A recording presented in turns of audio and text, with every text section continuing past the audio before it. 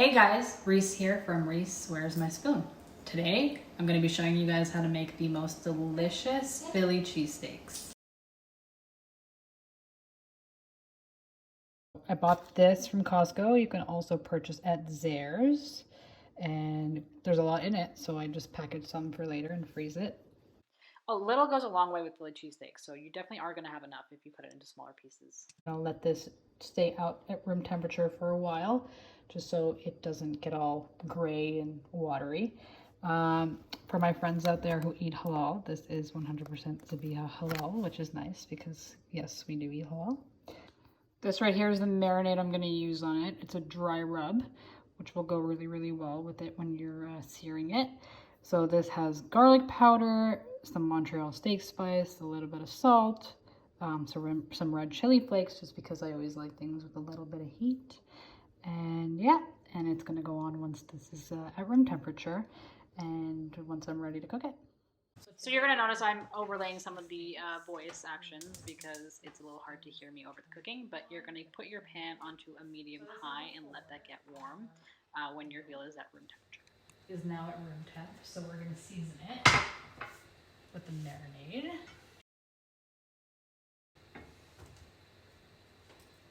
Just going to sprinkle it on while we're waiting for the pan to get hot.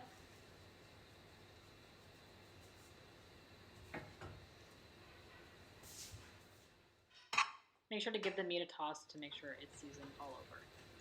So a couple things you're going to want to get from the grocery store, apart from the actual veal, is bread rolls. I usually get like demi baguettes or some sort of soft bread roll. You're also going to want to get sweet onion and some bell peppers. I usually get the different colored bell peppers just to make it a little more colorful. You're also going to want some provolone cheese, which is the cheese we use in the Philly cheesesteak. And you're also going to want some mayo just to add some sauce so it's not too dry. Once the marinade is coated very well on every piece of veal, we can get started. And so this is what it'll look like. Of course, most of the flavor comes from the onions and the peppers and the cheese, but you also want to get a nice flavor on the actual meat itself. Let's wash our hands. Cut your onion into thin slices.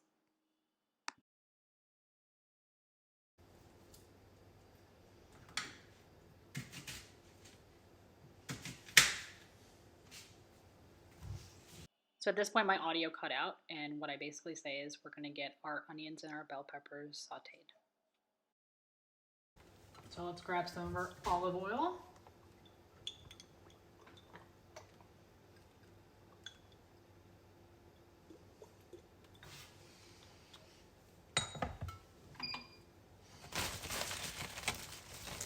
Throw some bell peppers in there.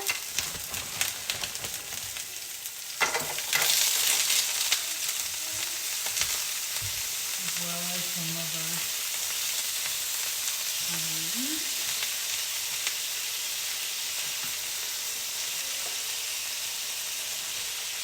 If you've had Philly cheesesteak, you know that there's a lot of... So Philly cheesesteak always has a lot of bell peppers and onions, so don't feel afraid if you feel like you're putting too much in, because it definitely does just add to the flavor, so make sure you get a good amount in there.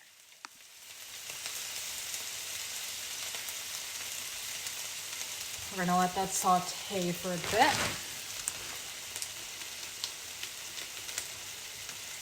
So after a few minutes. So what I do is after about 3 minutes of the onions and the bell pepper sauteing, I add a pinch of salt and a pinch of garlic powder just to add a little bit more flavor. And some garlic powder for some extra flavor. And if you do like it a bit spicy, this is where you can add some green chilies or some red chili flakes as well.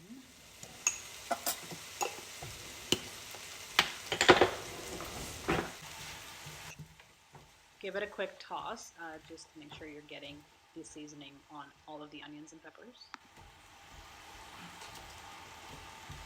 And I'm just going to cover this for a bit while it's sauteing. So now what we're going to want to do is get our bread roll ready, because once the veal starts cooking, it cooks very quickly. So we're going to cut our bread, and we're actually going to turn the pan onto a low setting so that it's hot enough to toast the bread when we're ready. So that can heat up, because it's going to be nice and warm. So we're just going to You're going to want to use a serrated knife for the bread because it makes a nice cut.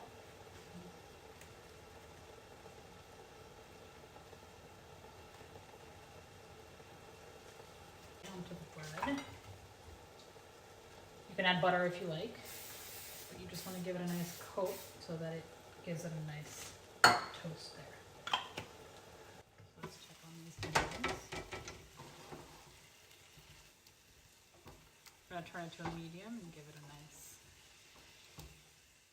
So now you're going to turn your stove down to medium because it was cooking on a higher temperature, and you're going to let it cook a little longer. Get my provolone open in the meantime.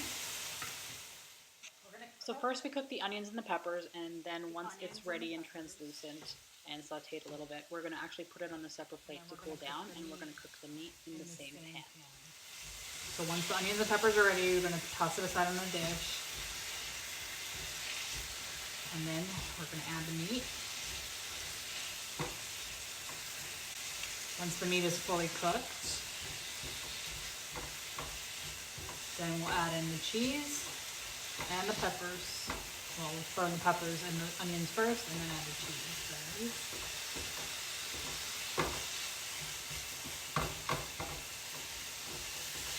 So this is about a nice color there. I'm going to keep it nice and aromatic.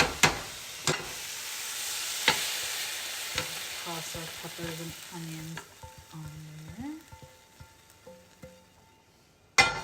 And then we're going to take our meat. It's going to be pretty quick. The meat's going to cook pretty quickly because it is very thin strips, so you really only need 2 minutes per side. So you're going to set a timer for 2 minutes once you spread the meat out on the pan, and you're going to quickly turn it over. You only need about 2 minutes per side. And then let's get this bread nice and toasted. So we've turned up the pan to a medium high, same thing with the pan for the bread.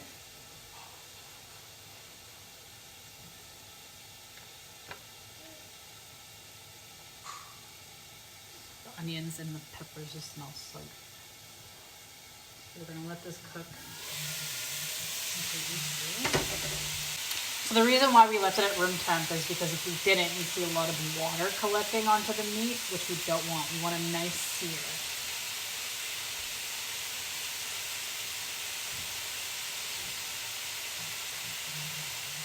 So that sound there means 2 minutes are up on this side, so let's toss it. So now we turn over our meat to make sure the other side gets cooked as well. So I cut out some of the video of me turning over every piece just because it gets a little redundant. So once you turn over every piece of your meat and get it cooking, continue on with the rest of this video. The meat does take a little while to come to room temperature, so you are going to want to allot yourself at least 4 hours. I took the meat out at noon and started cooking around 4:15, and it still could have used maybe a little bit more time to come to room temp, but it cooked very well overall.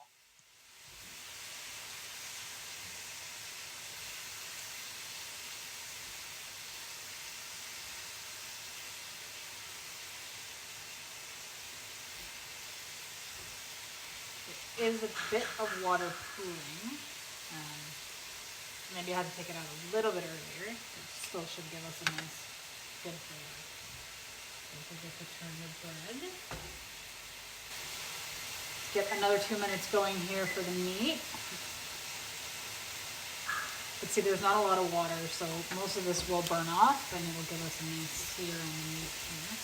You just don't want it to get too rubbery, so it's hard to eat. And you do want to cut it in nice thin pieces so it's easier to eat.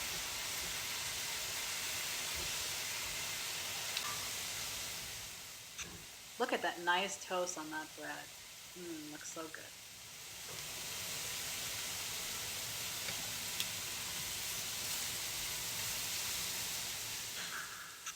So at this point I'm just checking on the veal to make sure it's evenly cooked.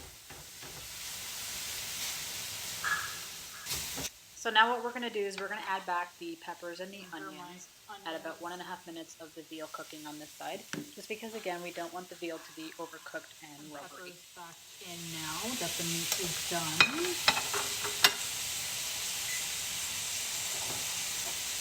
And onto the plate. Beautiful, beautiful char.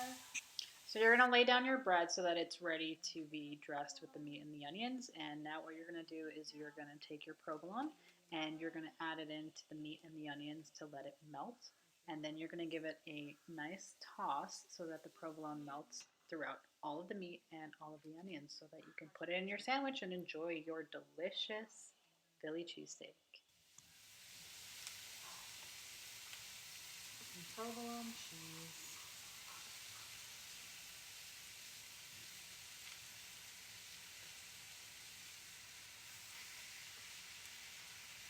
I'm just gonna go ham with the cheese because I figure more cheese the better. Now cover it for a second and remove it from the heat there. And we'll see the cheese melting. So let's check in here. You can see the cheese is getting a nice melt through there. Keep it covered a little bit more. So I did that at the about 30-second mark of right before the veal was done cooking, just because again, you don't want to overcook the meat and have it too hard to chew on. So let's get this nice and toss. Again, my apologies. My 10-month-old gets really excited for food. So I like to add a little bit of mayo to my Philly cheesesteaks. It just kind of elevates the sandwich a little more. My husband loves mayonnaise as well, so it just adds a little kick to it. It's completely optional, so you definitely don't have to because there is enough juiciness in the sauteed onions and the peppers and the veal all together.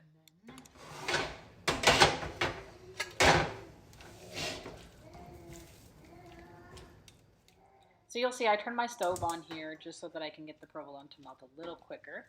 So feel free to do that if you find that your provolone isn't as melted as you'd like.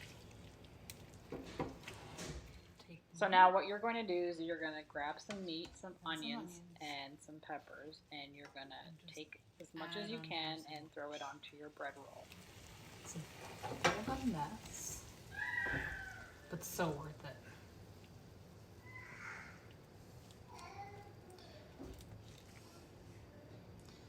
Make sure you're going to get an even amount of peppers to meat ratio there.